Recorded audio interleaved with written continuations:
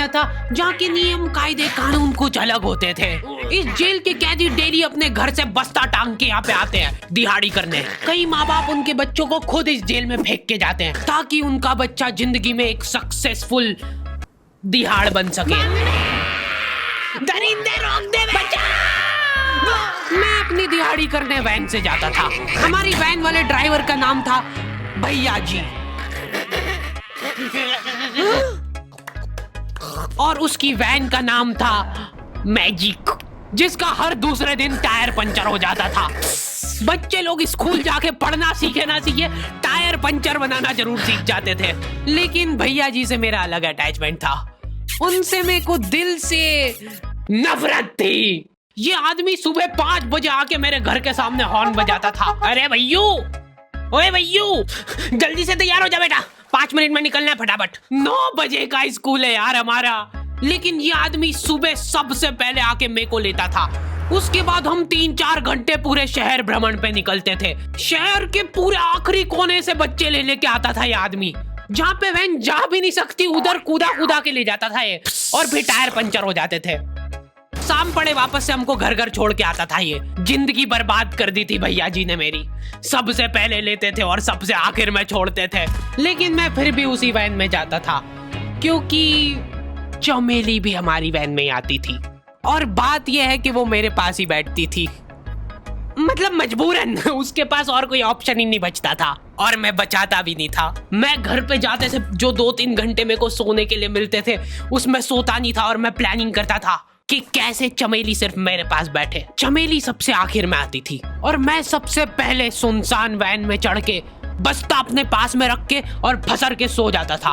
बाकी सारे बच्चे अपना बस्ता गोदी में रखते थे क्योंकि तुम्हारे बाप की वैन नहीं है, मतलब मेरे भी नहीं थी, पर मेरे ऊपर भैया जी को तरस आ जाता था कि बेचारा 5 बजे से आया है, तो वो सोने देते थे।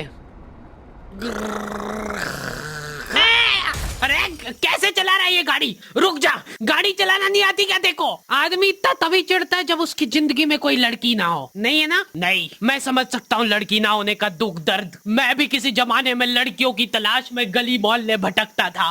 फिर एक दिन मेरे पास से वो निकली। जैसे ही मैंने हैपन खोल के देखा उसकी आईडी मेरे फोन पे चमक रही थी। हैपन ये एक रियल लाइफ डेटिंग ऐप है। यहाँ पे तुमको वो लोग मिलेंगे जो तुम्हारे आस पड़ोस से निकले हो कभी ना कभी। 100 किलोमीटर दूर रहने वाले लोगों से बात करके फायदा ही क्या जब तुम मिल ही ना पाओ। और अगर तुम्हारी घिनौनी शक्ल देख के यहाँ पे तुमसे कोई प्यार मोहब्बत नहीं भी करता है तो तुम फ्रेंडशिप तो कर ही सकते हो फिर भी। So go and check it out happen. Link is in the description. लेकिन मैं सोता नहीं था। मैं आंख बंद करके चमेली के घर का इंतजार करता था। तो क्योंकि चमेली आखिरी में आती थी तो वैन पूरी पैक पुक हो रखी होती थी, बच्चे बाहर उबल रहे होते थे और मैं अपना बस्ता पास में रख के एक्टिंग देखो एक्टिंग। और जैसे ही वो आती थी, हड़बड़ाना नहीं, ऐसे टाइम पे हड़बड़ाते नहीं है कि फटाफट बैग उठाया और आओ इधर बैठो जल्दी। मत करना ये हरकत, भाग जाएगी वो। ठरक नहीं झलकना चाहिए, जरा सिक भी, एकदम सटल रखना है। क्या हुआ?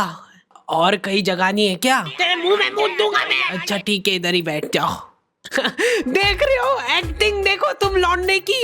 ना जाने कौन सी नशीली खट्टी मीठी खुशबू लगा के आती थी चमेली। आज तक उसकी खुशबू है मेरी नाक में।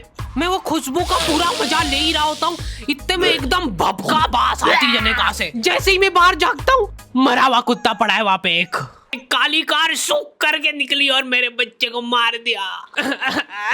कैसे करके निकली? शूक। ऐसे नहीं निकली थी, मैं यहीं पे खड़ा था, वो कार आई थी और जैसे ही वो बच्चा नीचे आया तब वो खड़ा, वो बच्चा चिल्लाया और फिर कार करके भाग गई। उधर कुछ बच्चे ऑटो रिक्शा से भी आते थे स्कूल। ऐसा लगता था कि पूरे स्कूल के बच्चे इस एक ऑटो रिक्शा में ठूस के ले जाता है वो। ये ऑटो वाले और भैया जी दोस्त थे और अब ये बीच सड़क पे रेसिंग लगवा रहे। इनकी गाड़ियां उबला रही है बच्चों से, फिर भी नहीं मान रहे ये लोग। नहीं जीतूंगा। स्कूल जाके वो पीछे मुलट के देख रहा है तो एक बच्चा नहीं बचा उसके ऑटो रिक्शा में। हमारे भैया जी बेचारे पीछे से उनके गिरे हुए बच्चों को उठा के ला रहे थे।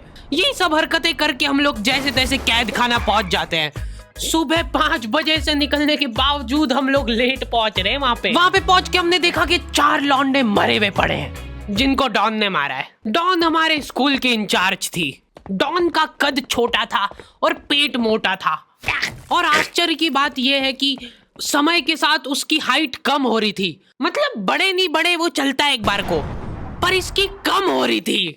डॉन बहुत स्ट्रगल करके कार से स्कूल आती थी खड़े होके, क्योंकि बैठ जाए तो उसको सामने की सड़क नहीं दिखती थी। वो अलग बात है, खड़े होके भी पूरा नहीं दिखता था। हर रोज 2-4 कुत्ते कुचलते हुए आती थी वो। फिर मेरे को समझ आया कि रास्ते में जो कुत्ते दिखे